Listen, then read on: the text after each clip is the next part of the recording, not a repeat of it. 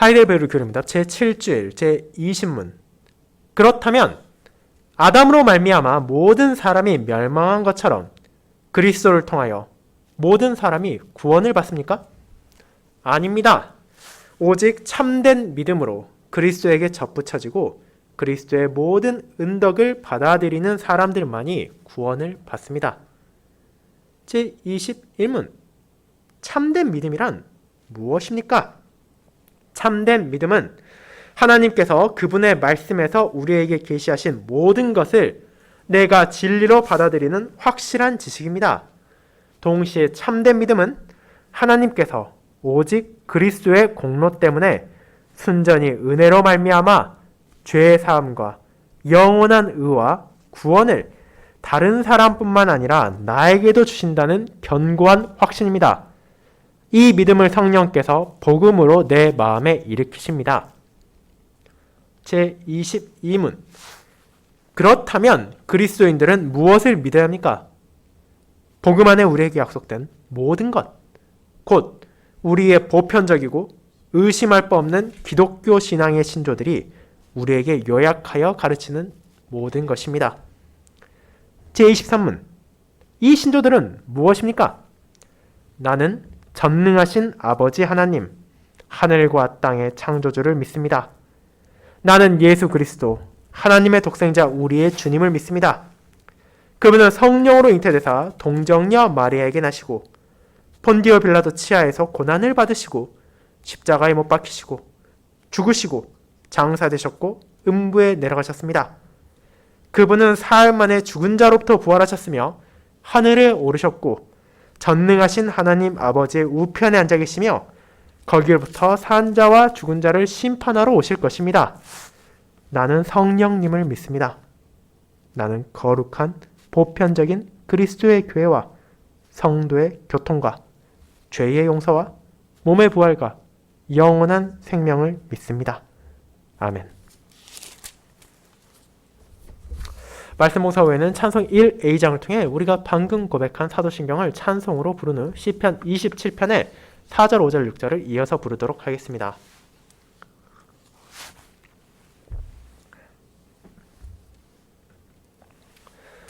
사랑하는 주 예수 그리스도 안에 있는 형제 자매님들, 여러분은 어떤 때 누군가의 사랑을 느낄 수 있습니까? 우리는 그것을 다양한 방식으로 경험할 수 있을 것입니다. 때로는 격려의 말에서, 때로는 위로의 말을 통해 우리는 가족이나 친구, 지인의 사랑을 느끼곤 합니다. 하지만 그와 같은 말이 의미가 없는 것은 아닐지라도 그 사랑이 진정한 가치를 보여주는 것은 말로 멈추는 것이 아니라 그것이 사람의 행동으로 이어질 때입니다. 누군가를 위해, 자신이 사랑하는 타인을 위해 내가 가진 것을 내려놓고 나의 이익을 포기하고 나 자신을 기꺼이 헌신하는 것, 그런 행동이 우리 앞에 나타날 때 우리는 그 사랑이 정말로 참된 애정이라는 것을 확인하곤 합니다. 그리고 이런 사랑은 비단 한 명과 한 명의 개인 사이만이 아니라 때로는 공동체나 집단, 나라와 같은 거대한 대상을 향해 드러날 수도 있습니다. 자, 그리고 오늘 우리는 세상의 그 어떤 사랑도 비교할 수 없는 가장 크고 위대한 사랑을 바라볼 것입니다. 교리문답 제2부를 통해 우리의 구원이 어떻게 가능한 것인지, 그 구원이 얼마나 놀라운 것인지를 고백하는 성도는 그 모든 것이 오직 하나님의 사랑, 순전한 은혜에서 드러나는 영원함의 끝이 없는 사랑에서 나타나는 것임을 알게 되기 때문입니다. 그렇게 구원, 나의 죄에 대한 형벌을 면하고 다시 하나님의 은총을 받게 되는 은혜를 바라보는 신자는 그 모든 은혜가 주어지는 과정과 그것이 가져온 은총을 살피기에 앞서 그것이 왜 주어지고 어떻게 나에게 찾아오게 되는지 마음에 새게 합니다. 저는 그것이 오직 하나님의 사랑에서, 그분의 순전한 은혜에서 주어졌다는 것을 하나님의 사랑에서 드러난 구원의 빛이라는 제목으로 오늘 여러분과 나누고자 합니다. 그리고 이를 특별히 교리문답 20문답이 인용하고 있는 요한복음 3장에 나타난 예수님의 가르침을 통해 함께 살피며 이 구원의 빛이 얼마나 놀라운 사랑과 은혜를 성도에게 증가하고 있는지를 세 부분을 나누어 살펴봄으로써 그 사랑에서 우리가 경험하는 위로를 고백하고자 합니다. 첫 번째, 심판받아 마땅한 이들을 위해 아들을 보내신 하나님. 두 번째, 본성상 빛보다 어둠을 사랑하는 모든 사람. 세 번째, 하나님 안에서 진리를 따라 빛으로 나오는 성도가 바로 그것입니다. 먼저 첫 번째, 심판받아 마땅한 이들을 위해 아들을 보내신 하나님에 대해 살펴보겠습니다. 형제자매 여러분, 저와 여러분은 우리의 구원에 대해 고백하는 교리문답의 제2부를 살펴보고 있습니다. 자신의 죄와 비참을 고백한 성도는 하나님의 공의를 바라봄으로써 그분의 지극히 높으신 위엄에 대항하여 저질러진 죄가 얼마나 끔찍하고 무서운 심판을 요구하는지를 알게 됩니다. 그렇다면 자연스럽게 우리는 그럼 어떻게 해야 그 심판을 피할 수 있을 것인가? 이 사실을 생각할 수밖에 없게 됩니다.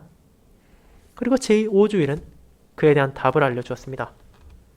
자력으로든 혹은 다른 일을 통해서건 죄값을 온전하게 치르면 된다고 말입니다.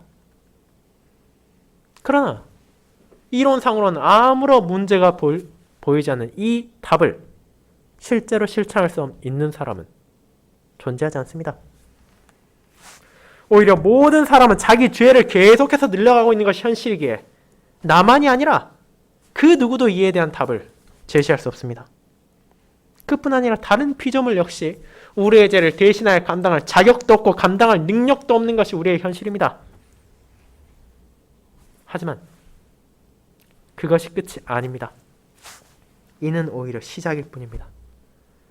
교리문답은 하나님의 말씀을 요약하여 신자가 자기 자신을 헛되이 의지하지 않도록, 다른 피조물을 의지하지 않도록 진리를 깨닫게 하지만 동시에 그런 우리가 진정으로 의지하고 진정으로 바라봐야 할 중보자와 구원자가 있다는 것을 알려주기 때문입니다. 하나님과 우리의 관계를 회복하기 위한 중보 사역을 위한 그분은 참 사람이시고 의로운 사람이면서 동시에 참 하나님이셔야 했고, 이는 사도 바울이 고백한 것처럼 단 한 분, 예수 그리스도 그분이셨습니다. 그와 같은 중보자가 갖춰야 할 조건과 능력이 왜 필요한 것인지를 우리는 지난주에 함께 나누었습니다. 그 이유는 중보사역은 문제가 어렵고 복잡할수록 해결하는 것이 어려워지기 때문입니다. 그리고 우리가 마주한 상황은 이 세상에서 마주할 수 있는 그 어떤 갈등보다도 훨씬 심각한 것입니다. 그렇게 자연스럽게 이를 해소하기 위한 조건과 능력 또한 일반적인 것과 비교할 수 없습니다. 지금 우리가 마주해야 할, 반드시 회복되어야 할 관계는 바로 우리와 하나님 사이의 파탄난 관계입니다. 그리고 중보자로 사건을 해결하기 위한 사람은 마땅히 양측에 대해 온전히 이해하실 필요가 있습니다. 그렇다면 어떻게 예수님께서는 저와 여러분의 죄와 비참을 이해하심으로 우리의 중보자가 되실 수 있으십니까? 그 이유는 그분께서 저와 여러분과 마찬가지로 참 사람, 혈과 육을 가지신 분명한 사람이 되셨기 때문입니다. 그렇게 종의 형상을 취해 이 땅에 오신 주님께서는 저와 여러분의 비참을 함께 경험하시고 부패한 우리의 죄악을 낱낱이 바라보셨습니다. 그렇게 그분은 우리를 누구보다 잘 아시며 우리를 동정하시는 중보자로 저와 여러분에게 주어졌습니다. 하지만 동시에 그분은 참 하나님이십니다. 이 사실은 하나님의 공의가 요구하는 것이 무엇인지를 정확하게 하신다는 뜻입니다.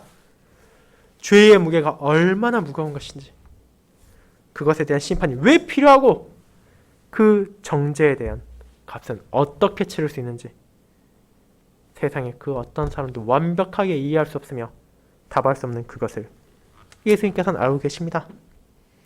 그렇게 그분은 사람만이 아니라 하나님을 이해하는 자로서 사람과 하나님의 파탄난 관계를 회복할 중보자의 조건을 갖추신 유일한 온전한 분이십니다.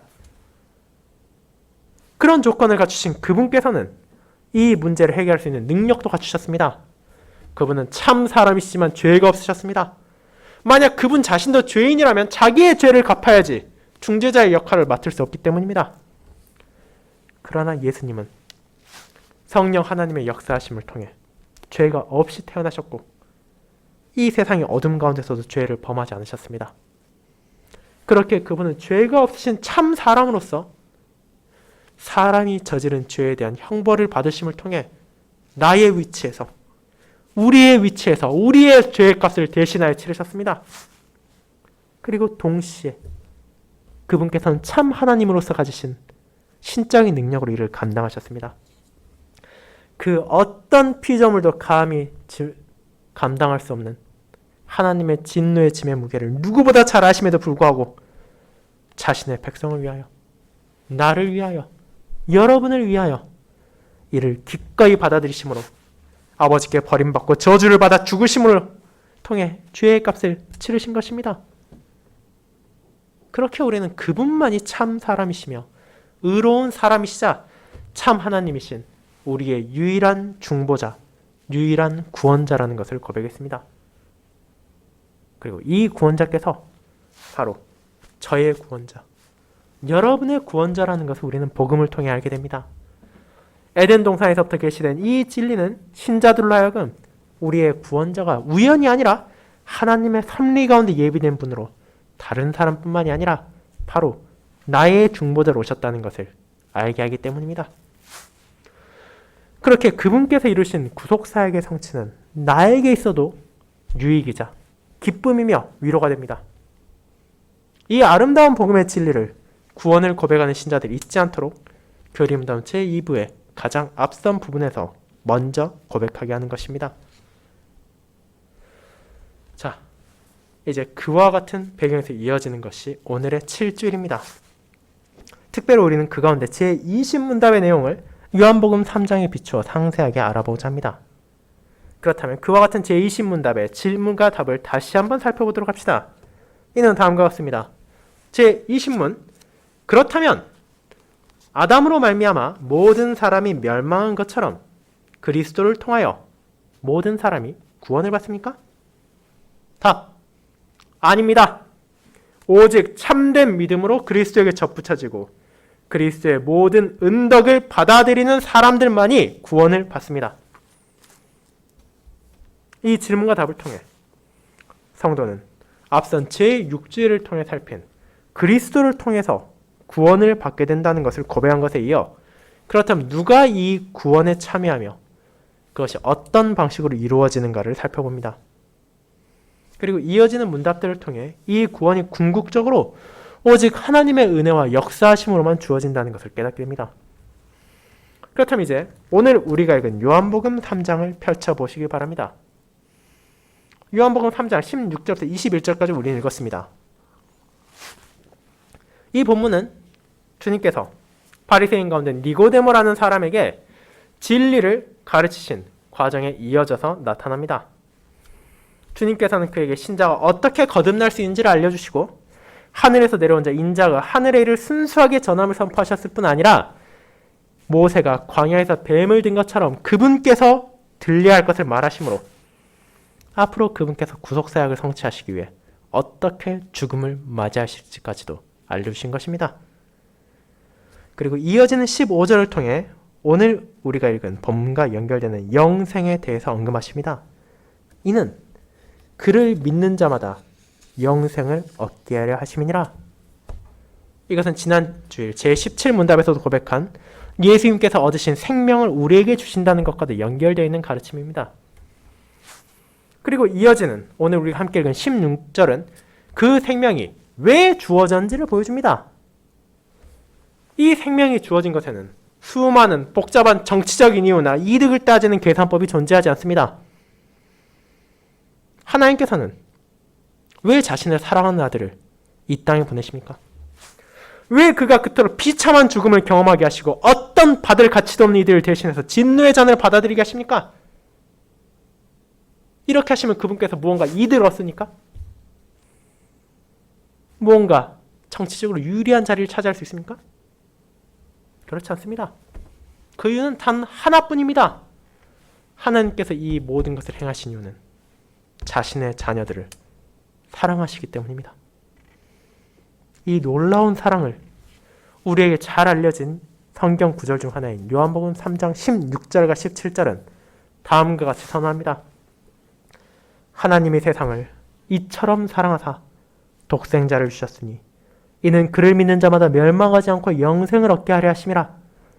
하나님이 그 아들을 세상에 보내신 것은 세상을 심판하려 하심이 아니요 그로 말미암아 세상의 구원을 받게 하려 하심이라.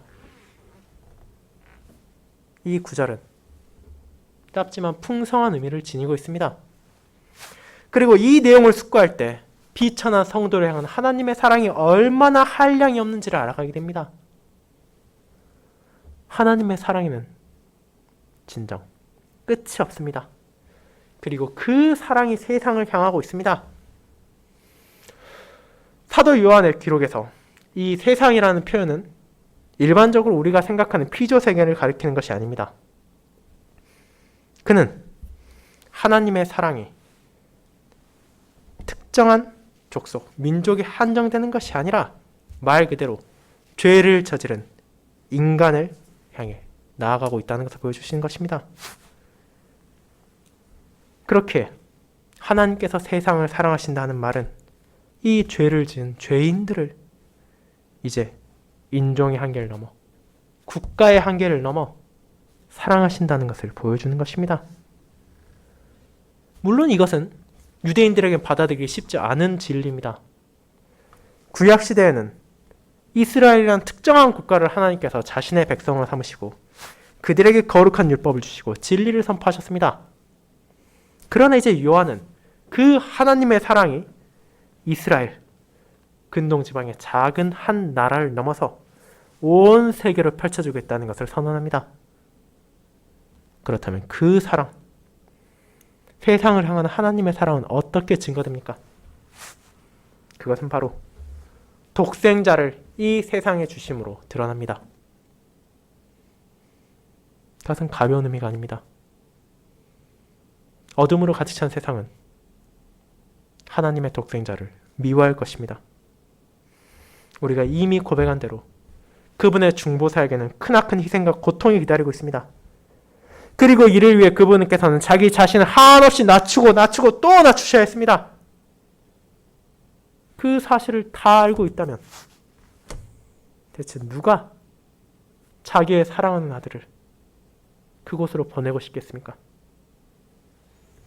그러나 하나님께서는 자기의 백성들을 사랑하사 그들을 위해 주실 수 있는 것 중 가장 좋은 것을 주셨습니다.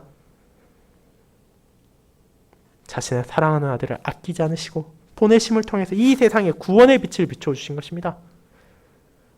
그 비단에서 이제 사람들이 당연하다 생각했던 죄악이 드러납니다. 사회의 풍조에 따라, 지방의 관습에 따라 아무렇지도 않게 행하던 것들이 실제로는 하나님을 대적하는 끔찍한 죄라는 것이 하나하나 밝혀진 것입니다. 하지만 하나님께서는 이 독생자를 통해 그들을 멸하고자 하신 것이 아닙니다. 그분께서 이를 원하셨다면 예수님을 이 땅에 보내지 않으시고도 노아의 때와 마찬가지로 얼마든지 진멸하실 수 있으십니다.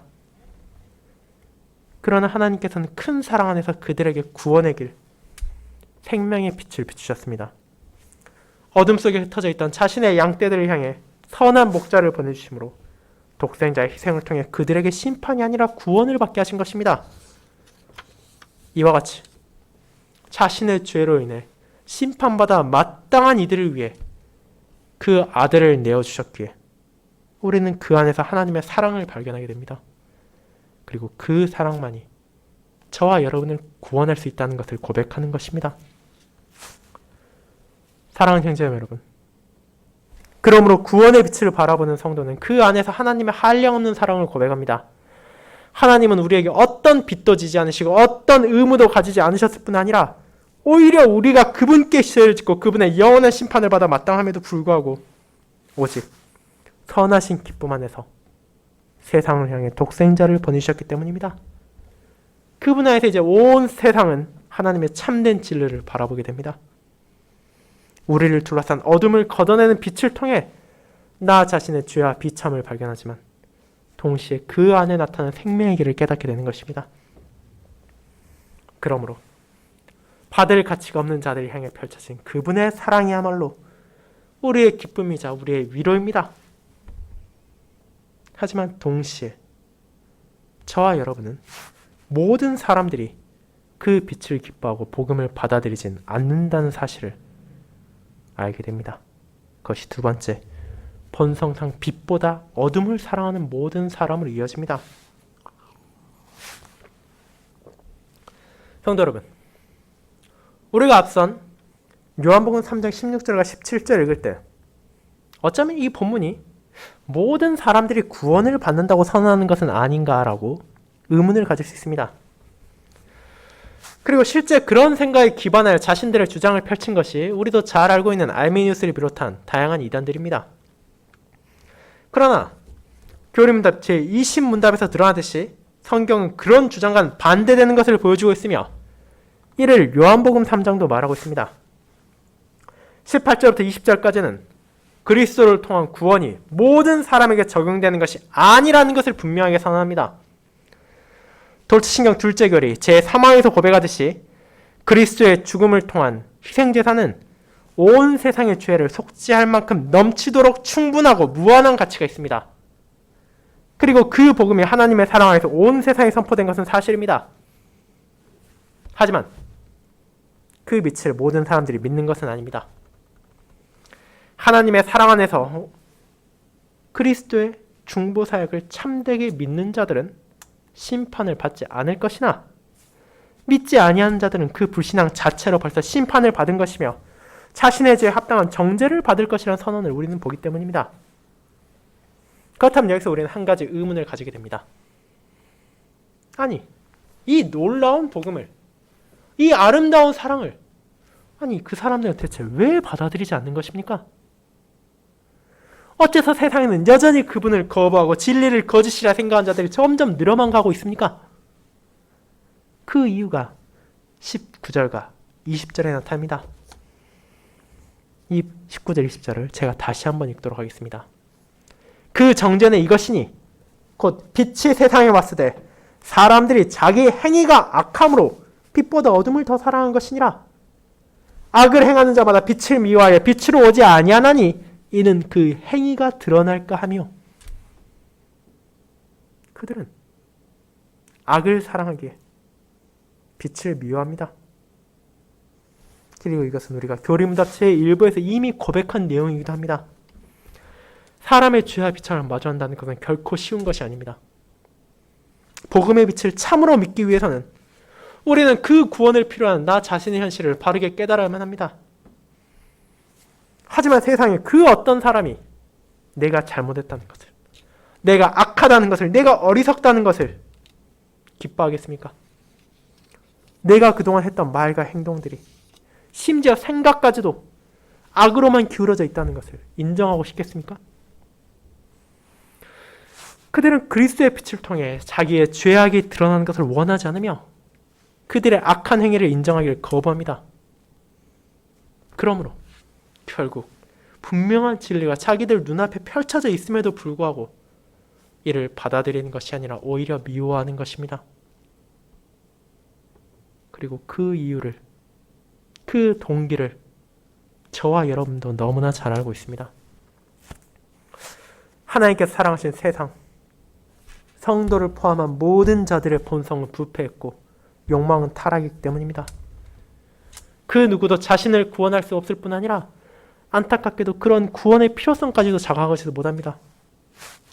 자기는 아프지 않다고 건강하다고 굳게 믿고 있는 사람에게 실제로는 그가 심각한 병에 걸렸고 당장 치료를 받아야 한다고 아무리 말한다 하더라도 설득되지 않을 뿐 아니라 오히려 검사받는 것 자체를 거부하고 싫어하는 경우가 있듯이 욕망에 사로잡힌 자, 자신의 악을 사랑하는 자, 이 세상을 좋아하고 이 세상의 것에 탐닉하는 자는 그처럼 분명한 빛이 드러나 있음에도 불구하고 이를 거부합니다. 그들에게 펼쳐진 하나님의 사랑을 미워합니다. 그리고 스스로를 정죄에 몰아넣습니다. 우리는 이 사실을 예수님께서 사용하시던 당대 이스라엘에게서도 볼 수 있습니다. 굳이 이방인들을 바라볼 것도 없이 하나님의 언약 백성, 그분의 은혜를 수없이 경험했고 그분의 진리의 말씀을 붙잡고 살아가고 있다며 자처한 자들이 이 빛을 어떻게 대했습니까? 살아계신 하나님의 말씀이 이 땅에 왔을 때 그분을 영접한 자는 극소수에 불과했고 대부분의 유대인들은 그분을 거부하고 심지어 미워했습니다. 단순히 유대인들의 지도자, 바리새인과 제사장들만이 아니라 일반 백성도 다를 것이 없었습니다. 바리새인 가운데서도 니고데모와 같은 소수의 사람들이 주님의 진리를 진지하게 받아들였지만 평범한 백성 가운데서도 대다수가 아니라 오직 소수만이 그의 빛을 사랑했습니다. 그리고 대다수의 남은 자들은 주님의 빛이 아니라 어둠을 더 사랑했고 진리로 다가오지 않았습니다. 그들이 가진 죄악이 밝히 드러나는 것을 원하지 않았고 그들이 주저앉은 타성에서 벗어나기 싫어했으며 그들이 가졌던 기대가 틀어졌을 때 주님을 저주하길 꺼리지 않았습니다. 그렇게 그들은 하나님의 사랑을 거부했고 그 사랑에서 보내는 독생자를 미워함으로 스스로의 심판을 초래했습니다. 은혜 가운데 진리를 깨달은 자가 바라본다면 이것은 정말로 어리석은 행위로 보일 뿐입니다. 그리고 이런 사람의 죄악에 대해 돌트신경 둘째 글의 제6항은 어떤 사람들이 믿지 않는 이유란 제목으로 다음과 같이 고백합니다. 하지만 복음으로 부름받은 사람들 중 많은 사람이 회개하지 않고 그리스도를 믿지도 않으며 불신앙 가운데 멸망하는 것은 십자가 위에서 들이신 그리스도의 희생에 어떤 흠이나 부족이 있어서가 아니라 그들 자신의 잘못 때문에 이러합니다라고 말입니다. 돌트신경은 이와 같이 심지어 복음을 들었음에도 많은 사람들이 믿지 않는다는 것을 인정하며 교리문답 제20문에서도 모든 사람들이 구원을 받는 것은 아니라는 것과 동일한 맥락을 선언합니다. 사람들이 자신의 죄악 가운데 빛을 미워하고 피하며 자신을 향해 펼쳐진 하나님의 손길을 뿌리치는 것, 그것은 슬프지만 자신의 부패한 본성을 사랑하는 사람들 안에서 지금도 계속될 뿐 아니라 앞으로도 끊임없이 이어질 죄와 비참입니다. 사랑하는 성도 여러분, 이를 통해 우리는 어째서 주님께서 사역하실 때조차도 수많은 사람들, 심지어 언약 백성들 중 대다수까지도 그분을 거역한지를 알게 됩니다. 이는 하나님의 사랑이 부족해서도 아니고 그분의 구속사역에 흠이 있어서도 아닙니다. 오직 그들 자신의 완악함과 죄악으로 인해서였습니다. 생명을 거부하고 악을 향해 달려가면서도 그것을 돌이키지 않는 완고함으로 하나님의 사랑을 거부하는 이 어리석음은 결국 그들 자신의 잘못으로 인해 심판을 향하는 것이며 그 끝에 기다리고 있는 것은 그들의 죄에 합당한 하나님의 공의로운 정죄입니다. 그 모든 악을 행하는 자는 그리스도의 날 눈물을 흘리며 이를 갈면서 자신들이 그토록 외면하고자 했던 죄악을 마주하게 될 것이며 그 어떤 어둠의 세력도 하나님의 빛을 이길 수 없다는 것을 뒤늦게 장황하게 될 것입니다. 하지만 그와 반대되는 자신의 부족함을 고백하고 겸손히 진리를 따르는 자는 그 비단에서 참되고 영원한 기쁨과 위로를 누리게 됩니다. 그것을 세 번째, 하나님 안에서 진리를 따라 빛으로 나오는 성도로 우리는 살펴보겠습니다. 여러분, 요한복음 3장 21절은 제20문답에 나오는 참된 믿음으로 그리스도에게 접붙여지고 그리스도의 모든 은덕을 받아들이는 사람들을 다른 방식, 진리를 따르는 자라고 표현합니다. 자신의 악을 슬퍼하고 빛을 향해 나온 자는 어떤 사람입니까? 18절에서 나타나듯이 그는 믿는 자, 하나님께서 보내신 유일한 중보자이며 구원자이신 독생자 예수 그리스도를 믿는 사람입니다. 그들은 민수기 21장에서 하나님을 원망하고 불편한 죄를 저질러 죽임에 당할 뻔한 백성들이 모세가 장대 위에 매단 노뱀을 보고 살게 된 것과 같이 십자가에 들려 죽임을 당하신 그리스도를 자신의 참된 구주로 믿으며 그 안에서 주어진 복음을 진리로 받아들인 자입니다. 그리고 이를 다르게 말하자면 제7주일을 설명하는 참된 믿음을 가진 자라고도 할 수 있을 것입니다. 그와 같이 진리를 따르는 자, 참된 믿음을 가진 자는 그들에게 약속된 영생에 감사하며 빛으로 나오고 그 진리를 사모합니다. 그들은 더 이상 빛을 미워할 이유가 전혀 없습니다. 어둠으로 숨어야 할 이유도 없습니다. 왜냐하면 참된 믿음 안에서 그들은 복음의 의미를 깨달았기 때문입니다. 분명 나의 죄가 있습니다. 나를 둘러싸고 있는 비참도 있습니다. 그리고 내 죄가 얼마나 끔찍한 형벌을 요구한지도 알고 있습니다. 그러나 그 모든 것은 이제 성도를, 저를, 여러분을 절망으로 내몰 수 없습니다. 그리스도께서 약속된 중보자로, 구원자로 이 땅에 오셨기 때문입니다. 그리스도께서 오셨다는 것을 우리는 믿습니다. 그리고 이것은 단순히 이러면 좋겠다라는 믿음이 아닙니다. 신자는 성령께서 복음으로 마음에 일으키신 참된 믿음으로 말미암아 21문답이 말하는 확실한 지식과 견고한 확신을 가지고 이 사실을 진정으로 붙잡습니다. 그 결과 나 자신은 여전히 비천하고 부족하다 할지라도 하나님께서 그런 나를 향해, 그런 우리를 향해 독생자를 통해 얼마나 크신 사랑을 베푸신 것인지를 알게 됩니다. 그것을 알게 되는 것은 오늘 읽은 본문을 포함한 하나님의 말씀에서입니다. 우리는 다른 어딘가에서 이 복음을 깨닫는 게 아니라 하나님 그분께서 우리에게 계시하신 성경을 통해 이 진리가 무엇인지 알게 되는 것입니다. 그리고 참된 믿음, 독생자를 믿는 사람은 이것이 진리라고 확실하게 알 뿐 아니라 그것이 나에게도 주어졌다는 것을 확신합니다.